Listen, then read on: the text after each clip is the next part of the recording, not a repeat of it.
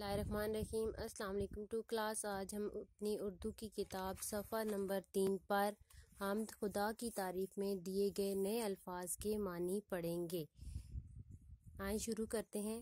الفاظ معنی: حیوان، جانور، حیوان، جانور، شفقت، محبت یا مہربانی، شفقت، محبت یا مہربانی، رب، خدا یا اللہ تعالی، رب، خدا یا اللہ تعالی۔ آپ ان دونوں کے دو معنی میں سے ایک بھی کر سکتے ہیں۔ دھیان، خیال، دھیان، خیال، ہر دم، ہر وقت، ہر دم، ہر وقت۔ دوبارہ سنیں۔